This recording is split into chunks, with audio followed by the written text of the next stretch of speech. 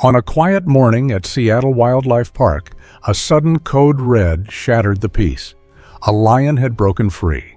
Panic erupted instantly as visitors ran for their lives. But in the middle of all that chaos, one elderly woman didn't move an inch. And something even stranger happened. The aging lion didn't charge the crowd. Instead, he walked straight toward her, slowly and trembling, as if he had finally found what he'd been searching for almost 30 years. The morning had begun with the sort of calm Seattle was famous for. Thin mist floating over the walkways, the faint smell of wet cedar, and families drifting into the zoo with coffee cups steaming in their hands. No one, not even the seasoned staff at Seattle Wildlife Park, expected the quiet to shatter the way it did. At 9:17 a.m., the park's emergency speakers exploded to life. Code red, lion loose in Sector B. All visitors evacuate immediately. The announcement sliced through the air like a blade. Birds scattered from the treetops. Children froze before bursting into tears. Parents grabbed little arms and stroller handles, abandoning snacks and souvenir bags as panic rippled through every corner of the walkways. What had been a peaceful spring morning instantly mutated into chaos. From the bamboo thicket near the African Savanna exhibit, a massive shape emerged, stepping into the open with slow, deliberate weight. It was Atlas, the park's oldest lion, 26 years strong, his once burnished mane now threaded with grays that caught the breeze like silver wires. His joints were stiff, his gait uneven, but nothing about him seemed weak. There was a quiet authority in the way he moved, the same kind of presence that made visitors whisper even on normal days. But this was not a normal day. Atlas was outside his enclosure, completely free. Liam Carter, head of park security, sprinted toward the emergency gate with 2 officers at his heels. "Trank team, move! Get eyes on him!" His voice cracked from the strain. He'd trained for every kind of wildlife emergency, but a fully grown lion standing in the center of the public walkway was the nightmare scenario they only referenced during drills. Families fled in every direction, shoes slapping against pavement, the air thick with fear and the sharp scent of adrenaline. A spilled bag of popcorn turned to mush beneath running feet.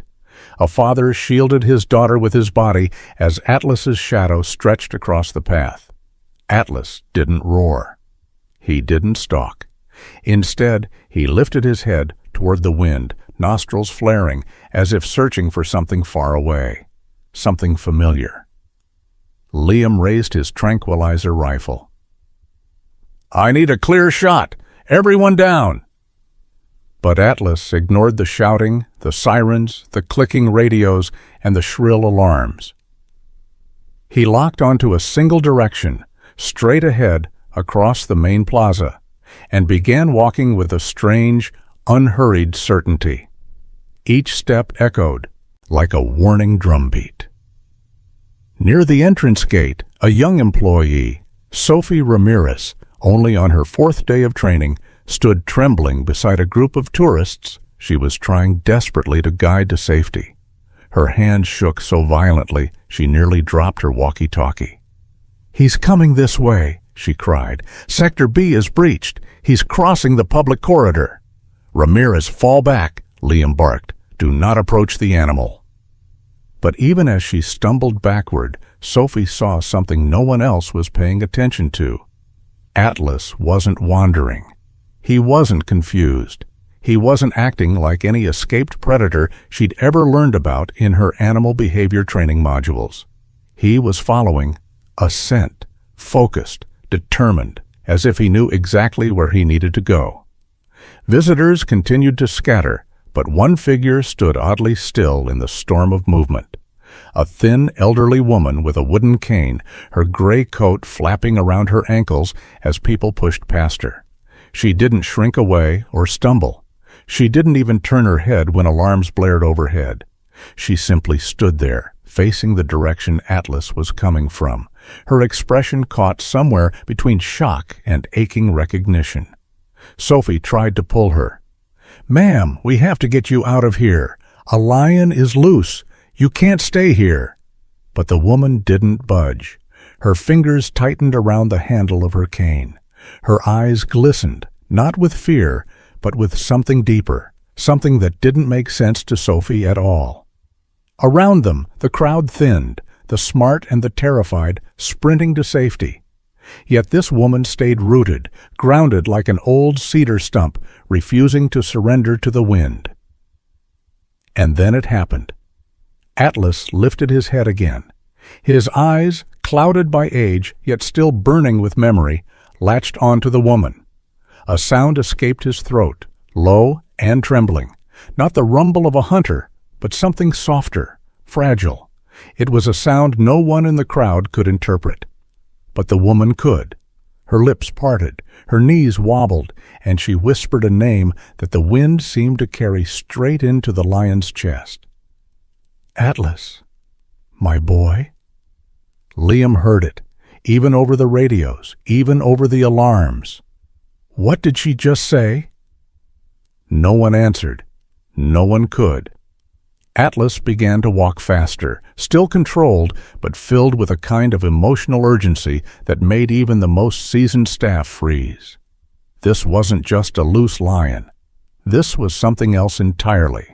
Something that no wildlife rescue textbook, no safety protocol, no decades of zoological experience had ever prepared them for. And as the lion drew closer, the elderly woman did the unthinkable. She let her cane fall to the pavement and took a single step forward. Margaret Doyle had lived long enough to see fear in all its shapes, but nothing, not illness, not grief, not the slow fading of the body, had ever frozen her the way this moment did. She didn't freeze out of terror. She froze because something inside her cracked open, something she had buried for nearly 3 decades. The crowd surged around her like a flood, trying to break past a stone. People shoved, stumbled, shouted warnings she barely heard. A stroller clipped her ankle. A man nearly knocked her off balance as he dragged his panicked teenage son away. Yet Margaret remained upright, her trembling hand gripping the cane as if it were the last thing tethering her to reality. And then Atlas stepped fully into view. The great lion paused at the end of the walkway, his mane rippling in the unsettled breeze. His massive chest rose and fell with deep breaths, each inhale tasting the air like a living memory. His eyes, older, dimmer, but still hauntingly familiar, locked onto hers. Margaret's heart thudded painfully. It wasn't fear, it was recognition. Behind her, Sophie Ramirez gasped. "Ma'am, he's coming right at us. Please, you have to move." But Margaret didn't move. Couldn't. Her voice came out thin, cracked, barely more than a breath. "Atlas?" Sophie stumbled back, horrified. "You know his name?" Margaret didn't answer. Her eyes never left the lion. Atlas lowered his head slightly, nostrils flaring. He took one slow step, then another, each footfall deliberate, controlled, unsettling in its calm. This wasn't the behavior of a predator in attack mode.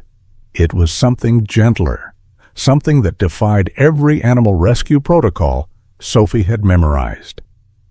A security siren wailed overhead. Liam Carter's voice boomed through the radio clipped to Sophie's belt. "Ramirez, evacuate that area now. Do not engage the civilian." But Sophie couldn't drag Margaret away.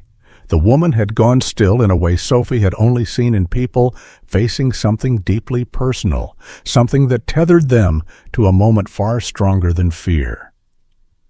Margaret finally released her cane. It clattered against the concrete, the sound strangely small beneath the panicked roar of the crowd.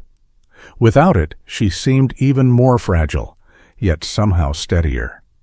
Atlas stopped about 20 feet away. His ears angled forward. His tail swayed once behind him, and then he made a sound, low, wavering, full of longing. Not a roar, not a growl.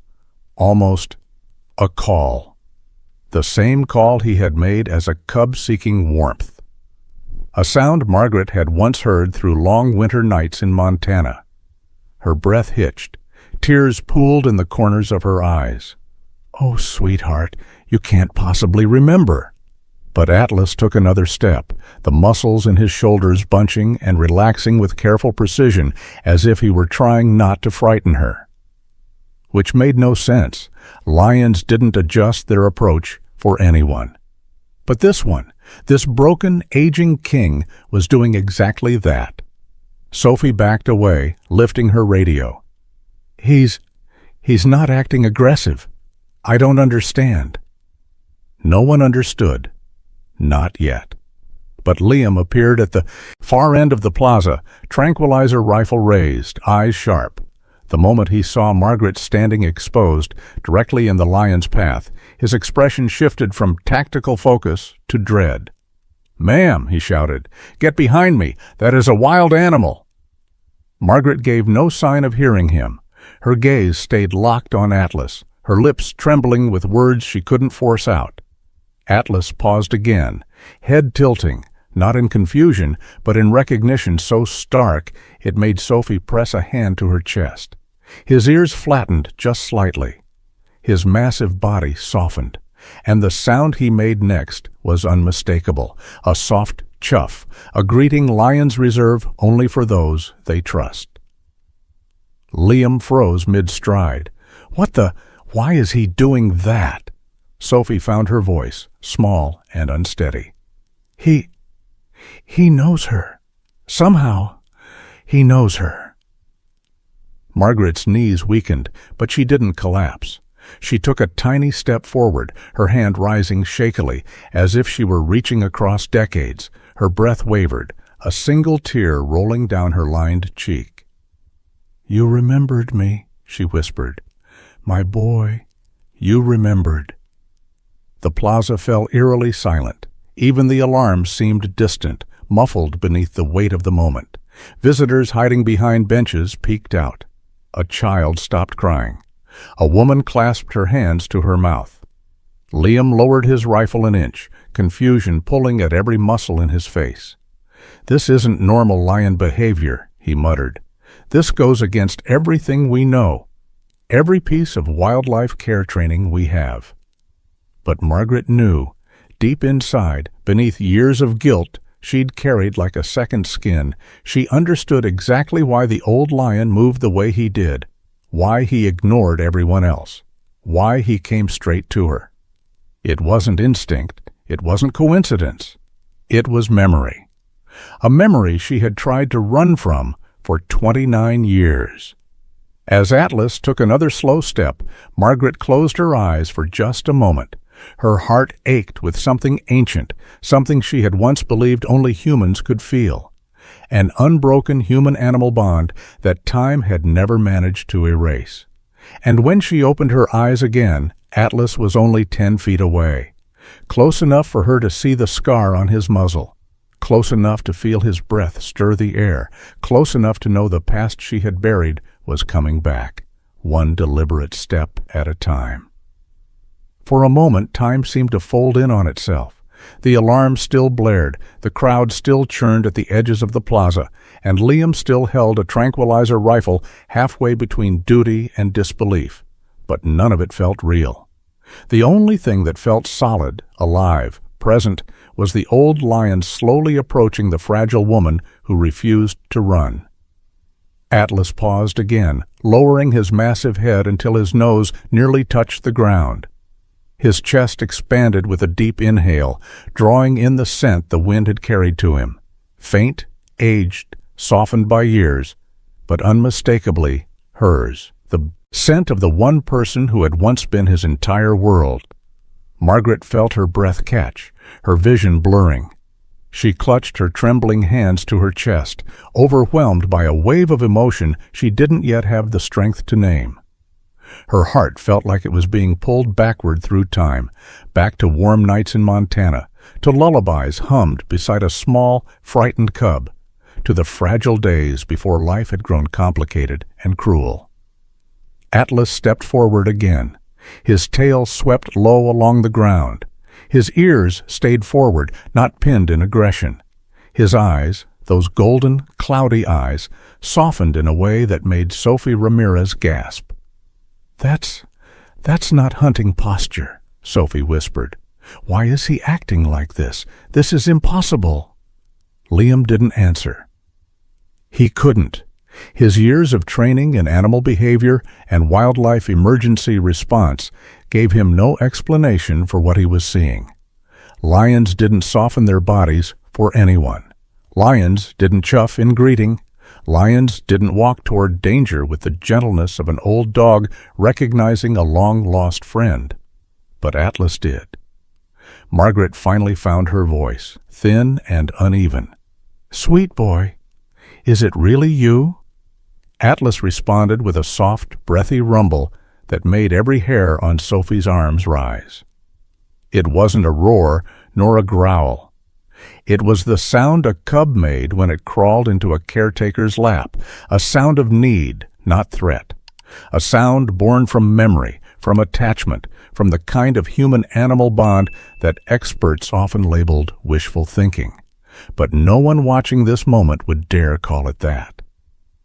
Atlas took another careful step toward Margaret. His gaze stayed fixed on her, almost pleading.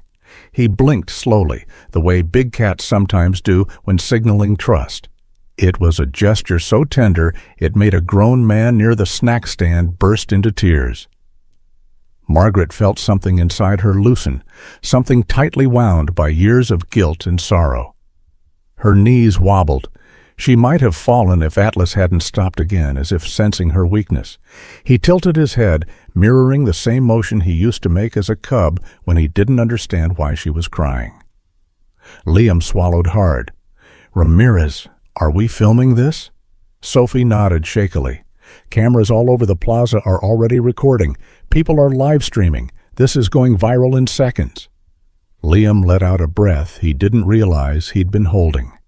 "Good, because no one is going to believe this otherwise." Margaret raised a trembling hand.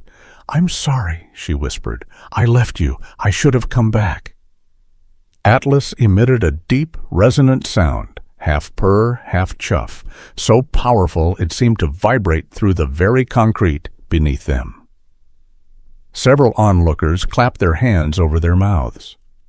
A woman sobbed openly. Even Liam lowered his rifle another inch, the conflict in his eyes easing into something closer to awe. Sophie took a slow step back. "He remembers her," she murmured.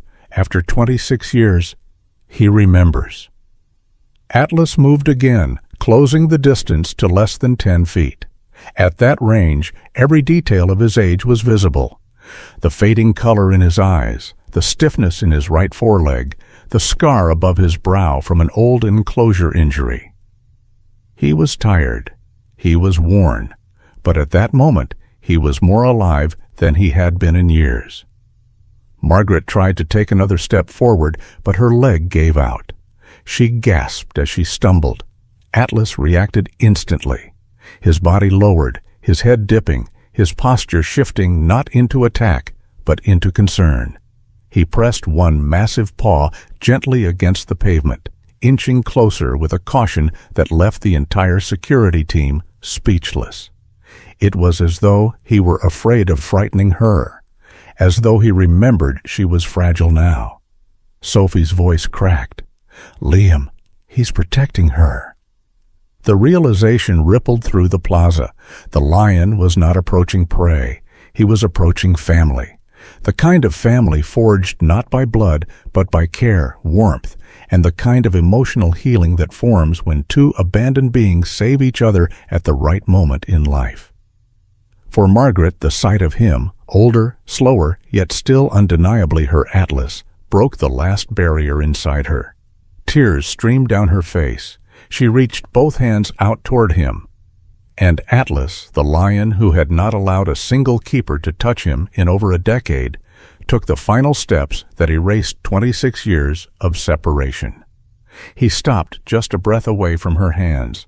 The plaza held its breath. Atlas leaned forward and gently touched his nose to her trembling fingers. A sound rose from the watching crowd, half gasp, half cry, wholly human. Margaret let out a broken whisper. "Oh, sweetheart, you found me."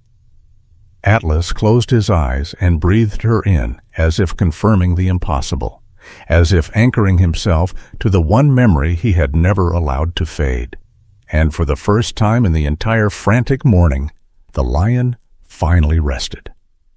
Montana winters had a way of swallowing sound, leaving only the wind and the soft crunch of snow to remind a person they were still alive. It was during one of those long, merciless nights, 29 years before the chaos at Seattle Wildlife Park, that Margaret Doyle first heard the faint cry that would change her life. She had been sitting by the wood stove, wrapped in an old wool blanket, reading a report on wildlife conservation when the phone rang. It wasn't a neighbor nor her sister from Idaho. It was the State Wildlife Office, and the voice on the other end carried a mixture of urgency and desperation. "Ms. Doyle, we found a cub, a lion. His mother didn't make it through the storm. He's barely hanging on." Margaret remembered gripping the phone harder, her pulse thrumming. She'd retired from field work years earlier, after decades spent in animal welfare and rescue operations. But even then, even with her bones aching from the cold, she couldn't ignore the plea. "Bring him here," she said, "quickly." An hour later, headlights carved through the darkness. A ranger stepped out, cradling a tiny bundle wrapped in blankets. The cub was trembling, ribs showing through thin fur, breath shallow and uneven. His eyes weren't even fully open. "He's 5 weeks old," the ranger whispered. "We named him Atlas at the shelter.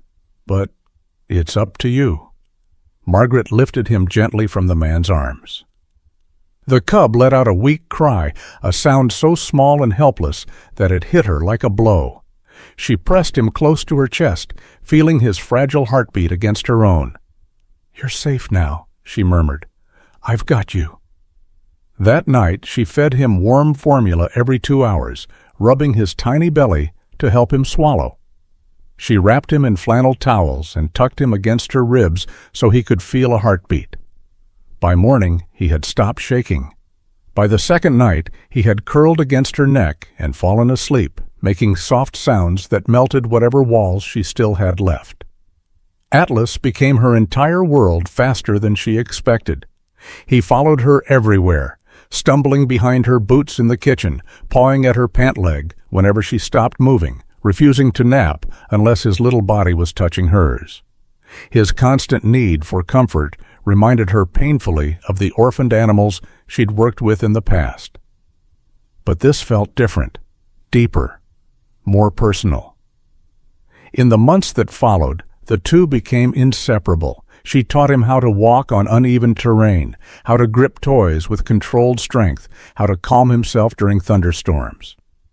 She hummed to him during feeding soft melodies from her childhood that seemed to soothe his restless spirit.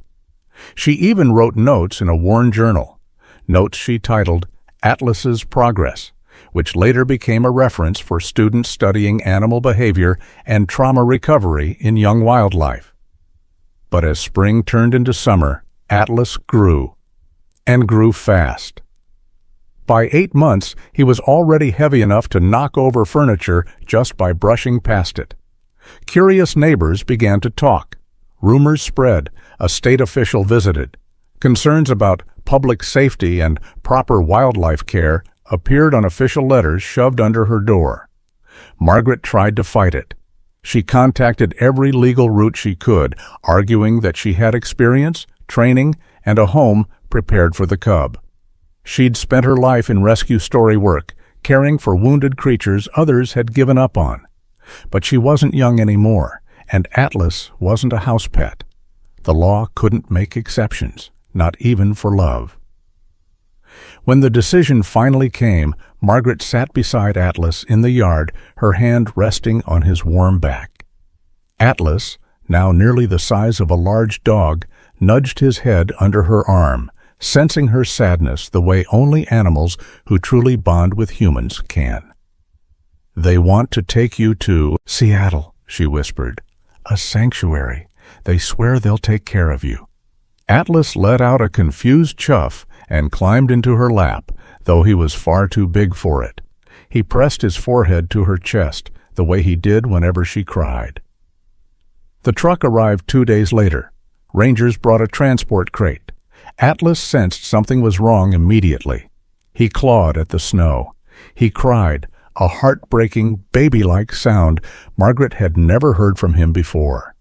And when they closed the crate door, he threw himself against it, desperate, terrified, the metal rattling under his weight. Margaret placed her hands on the bars, tears sliding down her face. "Sweetheart, please, I'm coming to visit, I promise." Atlas pressed his small nose against her fingers. It was the last moment they had together. Because life, in its cruel and unplanned way, unraveled her promise. Her husband fell ill with Alzheimer's. She faced heart complications that demanded months of treatment. Bills mounted, time slipped, and guilt, sharp and relentless, kept her from going back. "He must have forgotten me," she told herself for 29 years, "but I never forgot him." And now, standing in the middle of Seattle Wildlife Park, with the alarm screaming and her cane lying on the concrete, she watched the impossible unfold before her. Atlas had not forgotten either. Seattle Wildlife Park had handled emergencies before: storms, power failures, a panicked zebra once leaping a barrier. But never had they faced anything like this. What was unfolding in the plaza defied every rule of safety protocol and every expectation in the field of animal behavior study. While Atlas stood resting his nose in Margaret's trembling hands, the control center erupted into controlled chaos. Screens flickered with live feeds, staff members dashed between stations, and radios crackled with overlapping voices. Liam Carter burst into the room, sweat streaking down his temples. "I need to know how that enclosure was breached, now." A trembling voice answered from the corner. I think it was me." Sophie Ramirez stood with her hands pressed together, her shoulders shaking. She looked impossibly small beneath the fluorescent lights. "What do you mean, you?" Liam demanded. Sophie swallowed hard. "I was cleaning the night den this morning. I secured the lock, at least I thought I did. But I must have missed the second latch." A nearby technician zoomed in on footage from an hour earlier. There it was, clear as day. Sophie walking away from the gate after locking only the top mechanism. Her phone buzzed in her pocket, distracting her. She'd never noticed the bottom latch hadn't clicked. The room fell silent. She covered her face. "I could have gotten someone killed. I'm so sorry." But Liam wasn't looking at her. He was staring at the screen, at Atlas, pacing his enclosure shortly after Sophie walked away. One moment the lion was calm, sleepy even. Then suddenly, as if struck by a memory, he lifted his head sharply and sniffed the wind. "Freeze it," Liam ordered. The technician paused the footage. Atlas stood with his nose angled upward, tail twitching, posture alert in a way the keepers rarely saw from him anymore. "What happened there?" Liam pointed. Dr. Tessa Morgan, who had just rushed in, leaned forward and studied the screen. "That," she said slowly, "is scent recognition, deep scent recognition. Something powerful hit his memory." "What could do that?" Liam frowned.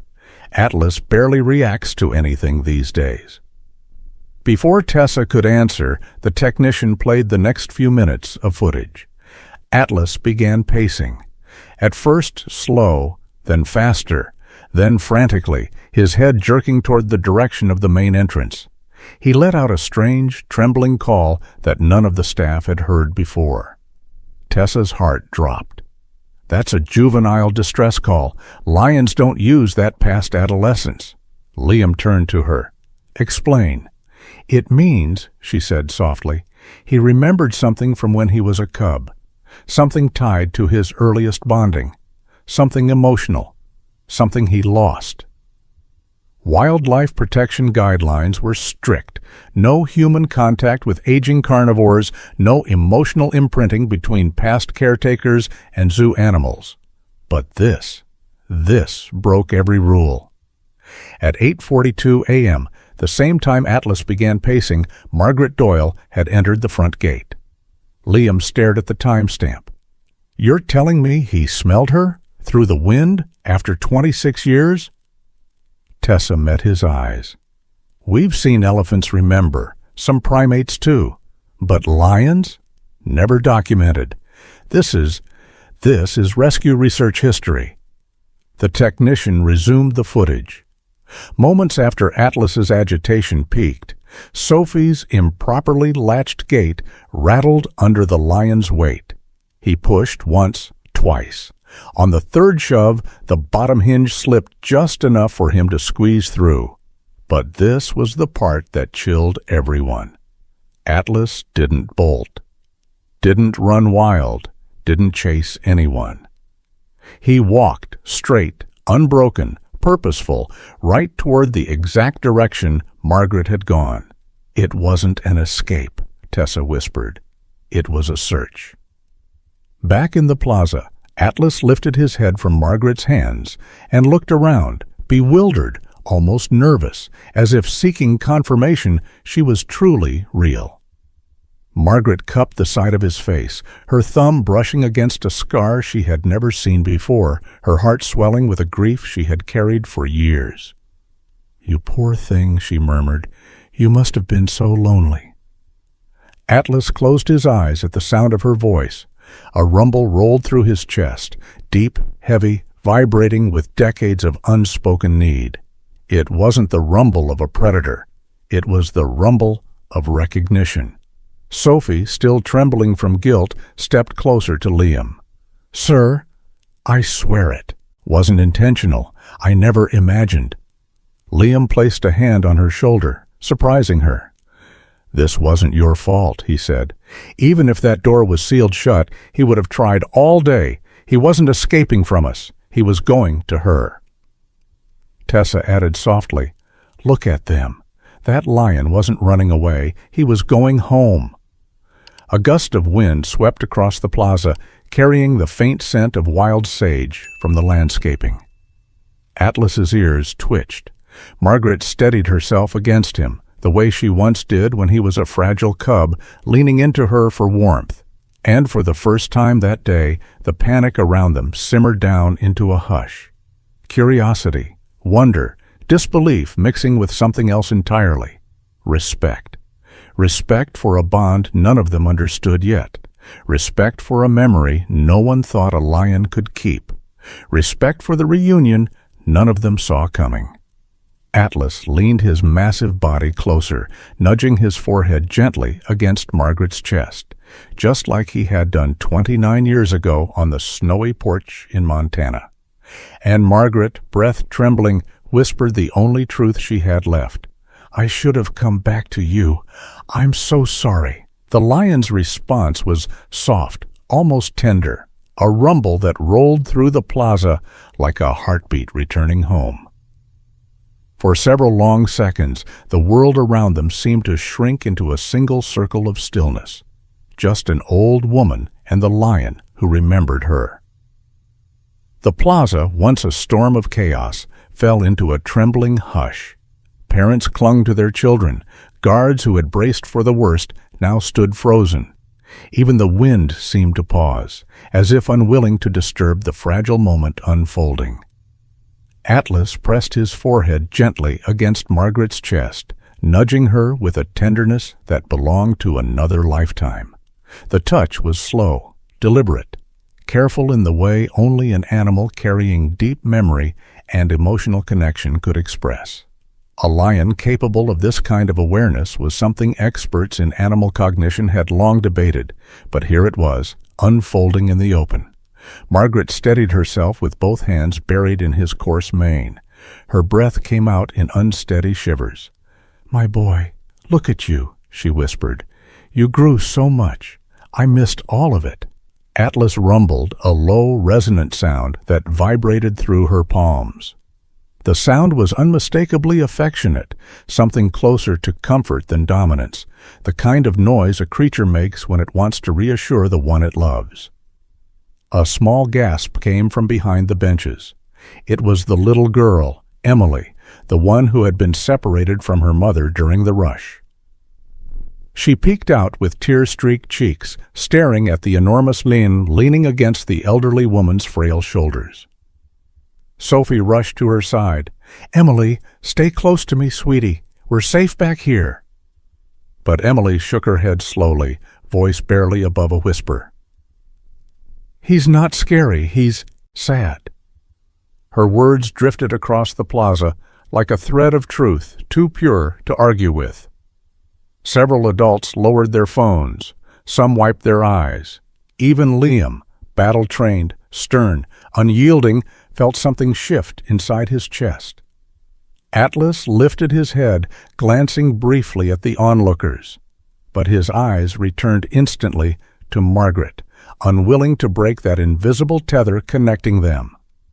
His massive paw reached forward, claws sheathed and pressed lightly against the ground beside her foot, a gesture of closeness, not dominance. Something a creature practicing trauma bonding would do when afraid of losing the anchor of its memories. Margaret let a trembling laugh escape her. "You always did that when you wanted me to stay put." A murmur spread through the crowd.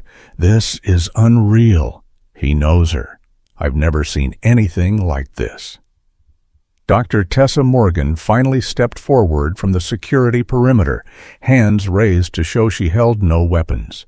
Her voice carried a practiced calm born from decades in wildlife care, but even she struggled to keep her breath steady. "Margaret," she called gently, "are you able to hear me?" Margaret turned, one hand still buried in Atlas's mane. "Yes, I hear you." "We're not going to separate you two," Tessa said. "Not right now." The words surprised everyone, even Liam. Tessa continued, voice soft but firm. "But I need to approach slowly. I need to check on him. May I?" Margaret hesitated. She looked down at Atlas, who watched her face intently. Then she nodded. "Come, but gently. He understands everything." Atlas didn't growl or move away.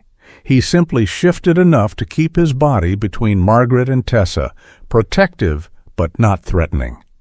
His movements were purposeful, guided by an instinct deeper than fear. Tessa knelt at a respectful distance, her eyes shining with disbelief. "I've worked with big cats for 20 years, but this level of emotional bond, this human-animal relationship, it shouldn't be possible. Not after 26 years. Margaret's voice grew softer, almost broken. "Love remembers, even when we try to forget." Atlas nudged her side again, as if agreeing. The moment stretched, fragile, overwhelming. Sophie stepped beside Liam, lowering her voice. "Sir, I think we need to get them somewhere safe. The crowd, the alarms, he looks overwhelmed." Liam nodded, though his voice trembled slightly. Yeah, we can't leave them exposed like this."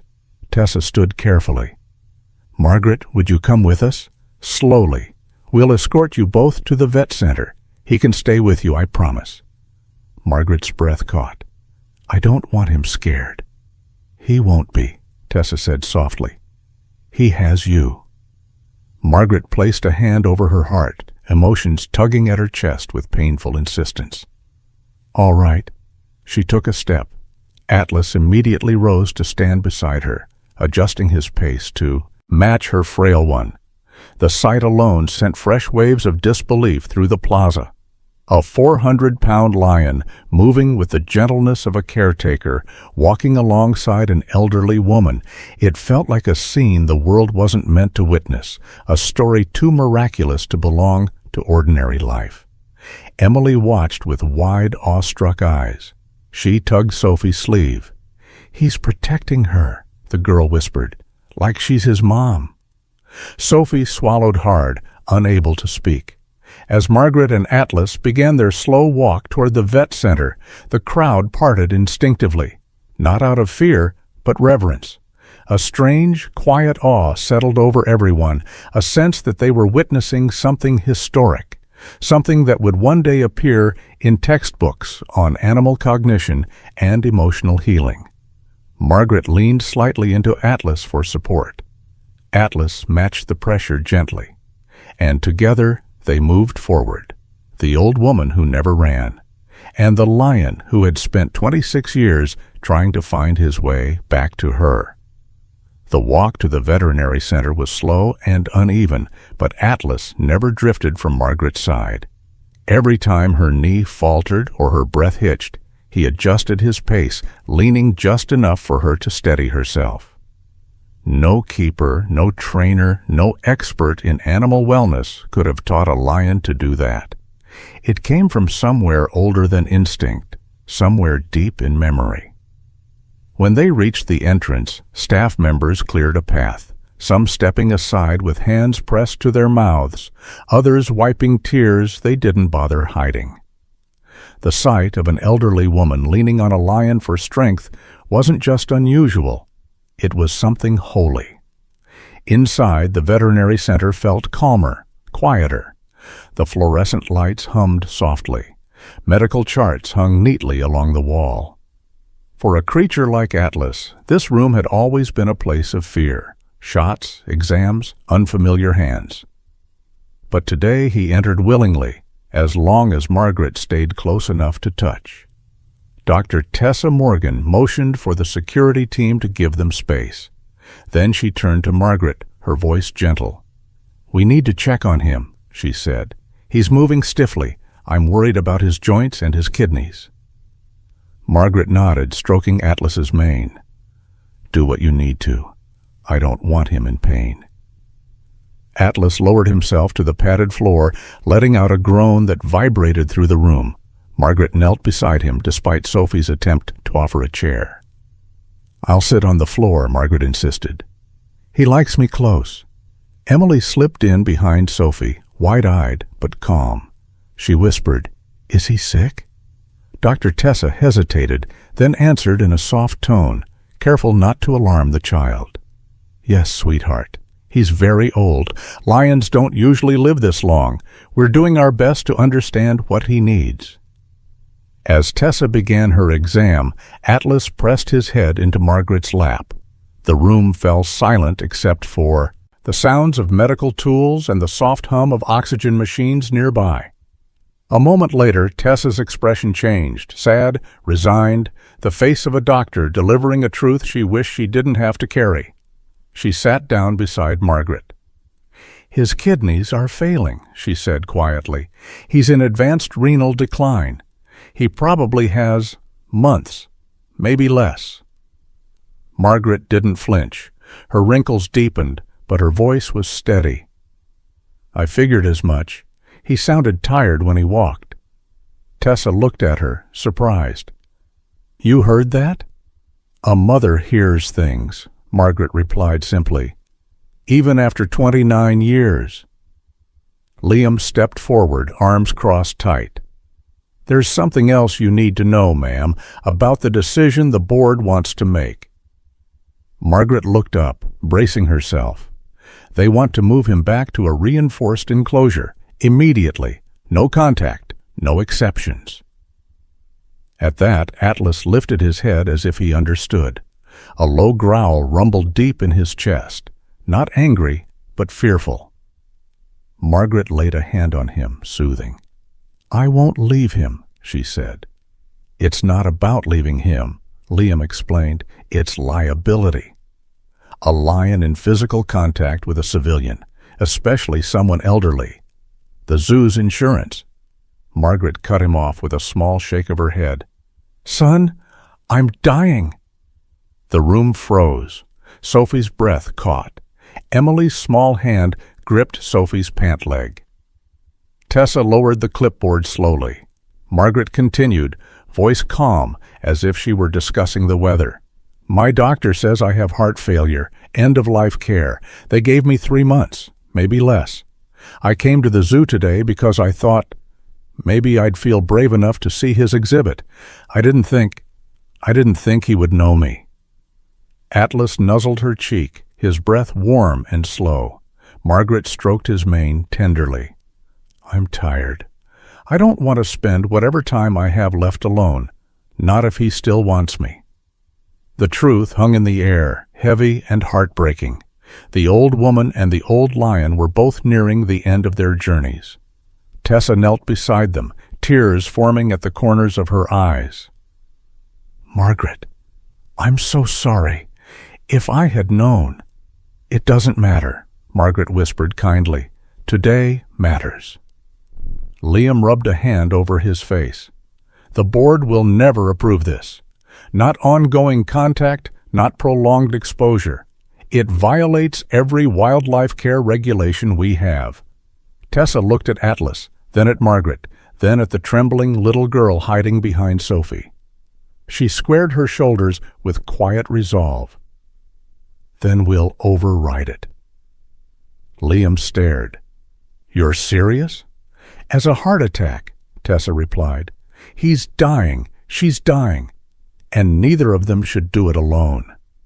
Sophie whispered, "But the rules—" "The rules weren't written for moments like this," Tessa said. Emily stepped closer, gathering her courage. "Miss Tessa, can she stay with him, please?" Tessa softened. "Yes, honey, we'll make it happen. I promise." The veterinary center transformed in minutes. Pillows brought in, lights dimmed, a warm blanket placed on the floor for Atlas. Staff gathered quietly behind the glass, recording the moment not for publicity, but because they knew, instinctively, that this was history. Atlas rested his head in Margaret's lap again. She leaned forward, kissing the top of his nose like she used to when he was small enough to fit into her arms. Her voice trembled as she whispered, "You waited for me, all this time." And for the first time that day, the great lion closed his tired eyes and let himself truly rest. Safe, home, and finally understood. The days that followed felt unreal, as though they belonged to another world entirely. One softened by quiet footsteps, warm blankets, and a peace neither Margaret nor Atlas had known in decades. The staff had transformed an observation room into a sanctuary. One corner held a hospital-style recliner for Margaret. The other was padded with thick cushions for Atlas. Between them lay a narrow strip of floor Margaret often crossed, just so she could rest her hand against his mane.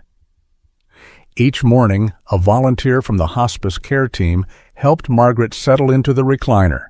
And each morning, without fail, Atlas rose from his cushion, slow, stiff, but determined, to press his forehead gently against her ribs as if counting her heartbeats. Staff members from wildlife, medical, and guest services rotated quietly through the viewing area, unable to stay away from a scene that reminded them why compassion mattered more than regulations. Emily visited almost every afternoon. She would peek in through the glass first, then tiptoe inside with Sophie guiding her. Sometimes she brought drawings, crayon portraits of Atlas with Margaret sitting beside him under a sun too large for the sky. Margaret always smiled and kissed the girl's forehead. "You're brave," she told her. "Never lose that." But even these peaceful days could not soften the truth. Margaret was fading fast. Her breathing grew shallower, her chest rising with visible effort. Atlas sensed it long before any doctor gave a name to it. His behaviors changed. He rested less, paced more, rumbling anxiously whenever Margaret shifted in discomfort.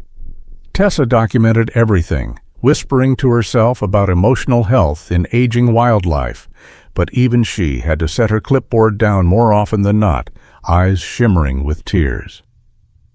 One gray afternoon in early March, Margaret woke weak, almost weightless, like her body no longer belonged to her. When Atlas lifted his head from her lap, his eyes were clouded with worry. His breath came in soft huffs, brushing against her frail hands. She knew what was coming. They both did. "Tessa," Margaret whispered. "I'd like today to be close to him, not here, on the floor, beside him." Tessa's throat tightened. "Margaret, you're very weak. Are you sure you can—" "I'm sure," Margaret said. "Help me, please." The staff moved slowly, gently. Sophie brought pillows. Liam lifted the recliner's armrest and assisted the hospice nurse in supporting Margaret's thin frame. Emily stood near the doorway with her hands balled up under her chin, eyes wide and scared. When Margaret was finally settled on the cushioned floor, Atlas approached with an urgency none of them had seen before. He lowered himself with visible struggle, joints trembling until his body curved protectively around hers. He rested his great head against her shoulder, the way he used to nestle into her neck as a cub. Margaret exhaled a long, trembling breath. "There you are," she murmured. "My boy, my sweet boy." Atlas rumbled softly.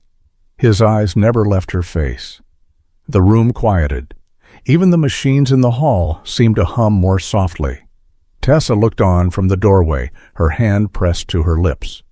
Liam's gaze dropped to the floor, fighting emotion he usually hid behind duty and command. Sophie put an arm around Emily, who finally let her tears fall. Margaret's voice was barely audible. "I'm not afraid anymore." Atlas shifted, pressing his body closer, a gesture so gentle it broke something in everyone who witnessed it. Margaret moved her hand with great effort, brushing her fingers along his mane. "You waited for me," she breathed. "You remembered me.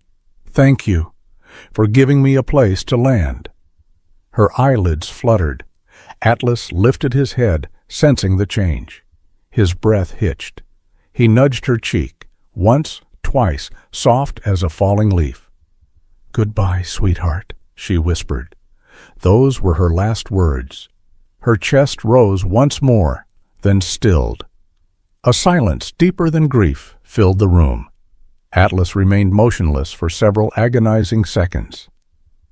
Then, with a sound that vibrated through the walls, he released a low, trembling moan. A lion's mourning cry, ancient and raw, shaped not by instinct, but heartbreak. Emily sobbed into Sophie's shoulder. Liam turned away, wiping his eyes. Tessa pressed her forehead to the window pane, whispering something no one could hear. Atlas did not move for hours. He lay with his head on Margaret's still shoulder, nudging her occasionally as if expecting her to wake. Staff dimmed the lights, giving him the space he needed.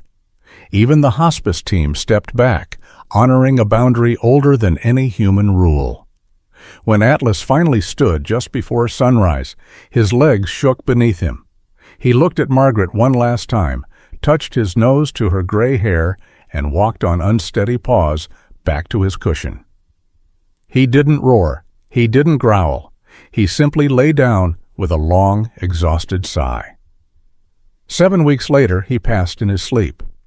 Veterinarians listed renal failure as the cause, but everyone who had witnessed those final days knew the truth. He had followed her as far as he could. In the weeks that followed, thousands of letters poured into the zoo, stories of love, forgiveness, and human-animal connection from people who had never met Margaret, but felt her story settle into their lives like a reminder of what truly matters. Experts in end-of-life support and animal cognition referenced the case in journals, calling it a once-in-a-century window into loyalty and emotional depth in wildlife. Seattle Wildlife Park built a memorial near Atlas's exhibit, a bronze statue of a lion resting his head against an elderly woman's shoulder. Beneath it, a simple inscription, "Love remembers everything." And for years after, visitors would pause there, some silent, some crying, feeling the echo of a bond so powerful that not even time, distance, or death could break it. If this story touched your heart even a little, I'd love to hear from you.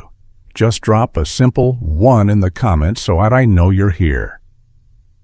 And still believe in this kind of love. And if you'd like to join me for more true emotional wildlife stories like this one, hit subscribe so you don't miss the next chapter. Your presence here means more than you know.